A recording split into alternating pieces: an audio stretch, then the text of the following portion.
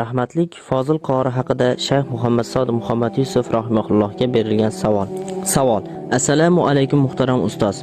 Sizga muhim bir masalada savol bilan murojaat qilmoqdamiz. Ma'lumki yurtimizda ma'lum bir sabablarga ko'ra bemazhablik va boshqa mazhabga taqlid qiluvchilar faoliyati tarqalib qoldi. Ko'pchilikda ilgari ixtilof qilinmay bajarayotgan amallarida shubhalar tug'iladigan darajaga bordi.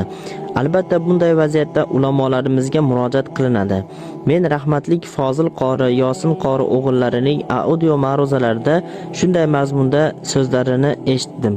U kishiga bir namozxon savol bilan murojaat qildi. U bir chekka mahalla yoki qishloq masjidida namoz o'qirkan. Imom ominni jahriy aytib rukuga ketayotib va qaytayotib qo'lini ham ko'tarar ekan. Bu savolga qora aka shunday javob berdilar. To'g'ri, bizni mavra 10 nafar musulmonlari Abu Hanifa rahmatullohi alayh mazhablariga amal qilib kelishardi. Endi hadis ilmi rivojlandi.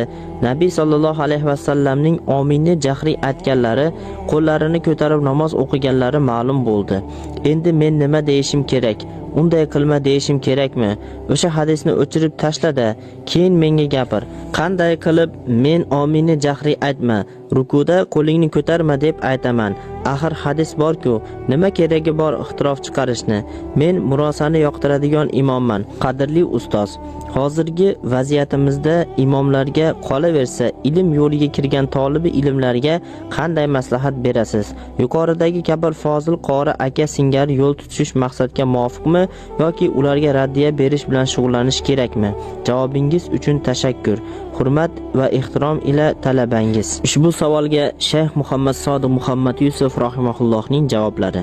Javob: Hanafi mazhabidagi gaplar barchasi Qur'oni Karim va hadisdan olingan.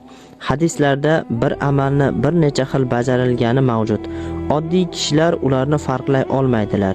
Shuning uchun imomlarning ko'rsatmalariga amal qilishsa oson bo'ladi. Bemazhablar shu oddiy haqiqatni tan olmaydiganlardir. Oqibatda o'zlarini ham, o'zgalarni ham tashvishga qo'yadilar. Ularga raddiya berish kerak.